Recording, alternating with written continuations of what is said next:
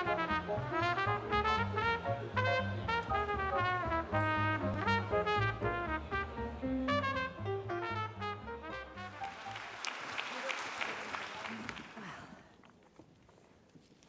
it's you. It's really you. We go back a long way. We do. Yeah, and you look fantastic, and congratulations on all this. Thank you for being here, Joanna. It's my pleasure to be here. Means a lot to me. Well, I was thrilled when you asked me, and in a way, it's fitting because we are tied through friendship, years and years of friendship, family friendship. But I couldn't say no, frankly, when I started to read about and learn more about what it is the JCCA does. I mean, you are some kind of, all of you, some kind of superhero in my book. How does it feel to find yourself the CEO of JCCA? Wow. It's a little bit overwhelming, to tell you the truth. I think that, this organization has sort of stood out to me as the gold standard in child welfare, as someone who has spent time in lots of different roles and seeing the system from lots of different perspectives. I've had the honor of representing people who live in Bedford-Stuyvesant. That's where I started as a community legal services lawyer, and then at Legal Aid, and then I went to Children's Services and ended up being appointed the commissioner by Mayor Bloomberg.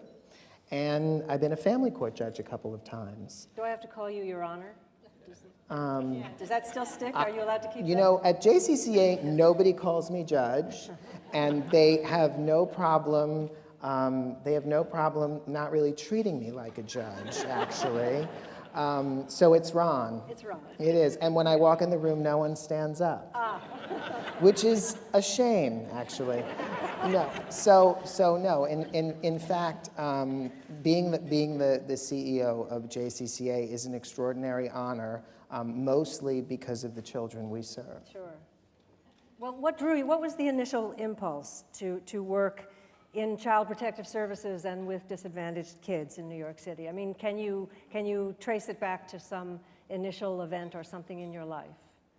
You know, I mean, I think that probably, like for most people, it starts in childhood, and I think we all have some things that have happened in our lives that inform what we do. It could be a hobby, it could be something, more deep-seated. And so for me, I think it's probably how I was raised, and in particular, my father and my mother. My father and mother are here tonight.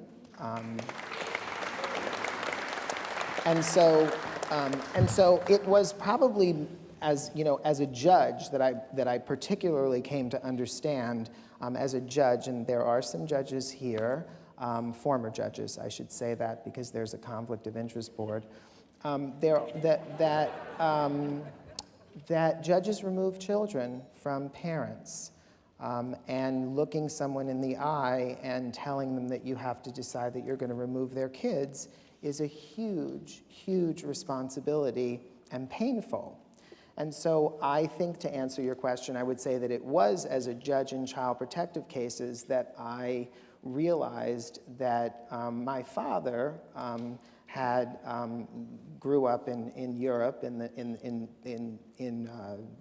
1930s, and in 1940 his mother, who was recently widowed, had to put her two children on a train, having only enough money for 2 tickets, not 3, and she parted with her children, not knowing if she would ever see them again.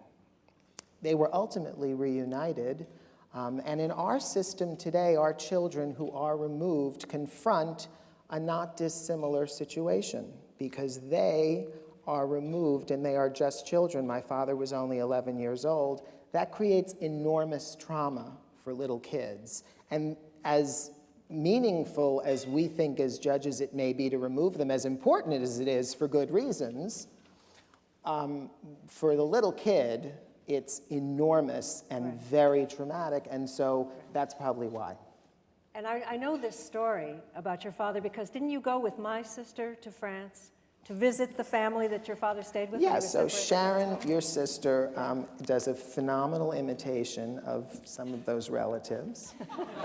And yes, so yes, in fact. So in addition to your work in family court and perhaps this story from your own family, this led to where you are today, and possibly to a lot of therapy as well. I don't know. You seem to be in one piece. But when you look at these faces... Well, I have spent a year at JCCA. Well, so far so good. You're looking at the faces that we've been playing on the screen and will continue to play all night, just one child more beautiful than the next. And given that New York City is such a populous city, and I'm wondering how many kids are affected by the child welfare system, how many agencies are there? What's your perspective on that? I mean, beyond JCCA. Right. So, there are many ways that children come into the child welfare system. Amazingly, New York City has about 6,000 people who work for its child welfare agency. More now, it's ACS.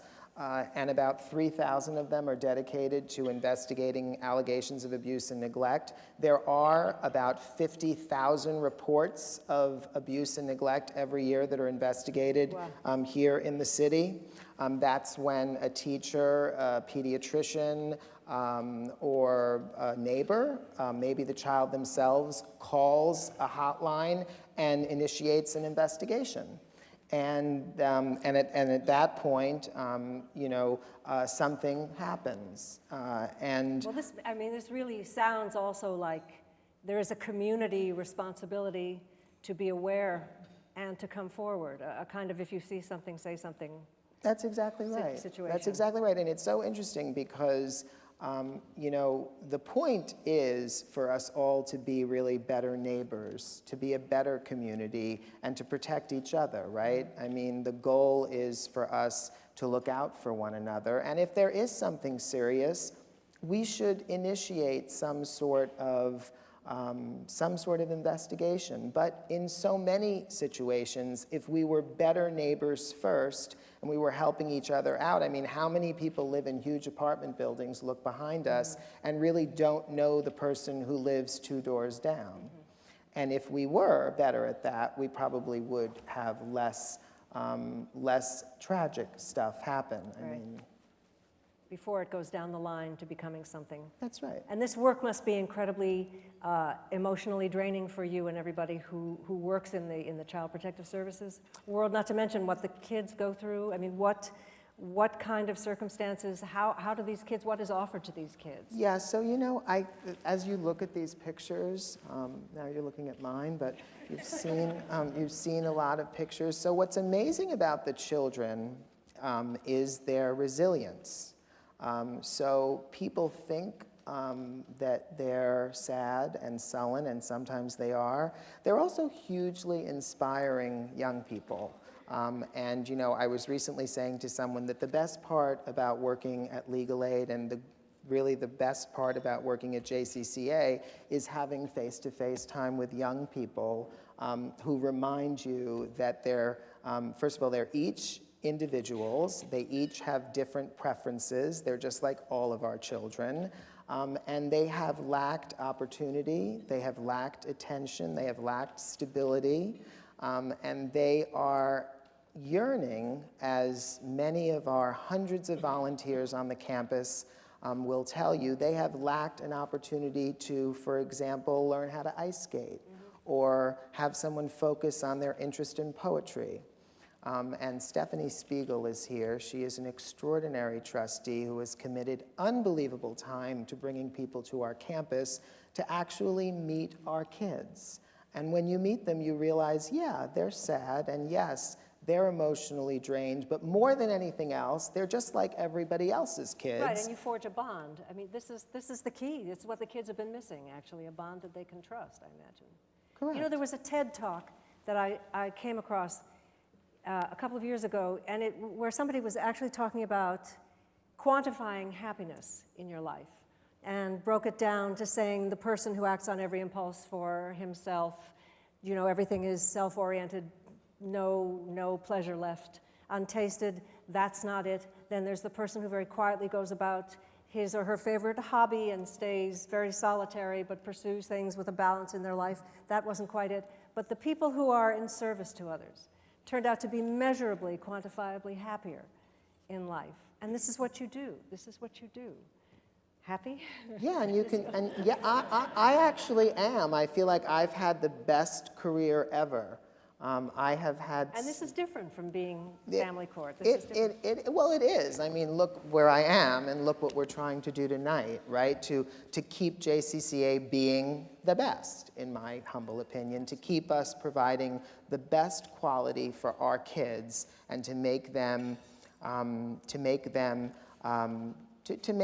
ensure that they have as much hope as they can possibly have. And I want to say, I think our staff are happy. I think that they really love what they do. I think they leave the office feeling like, you know, it was worth waiting and taking that last phone call because it made a difference for some young person and for their family. Well, we are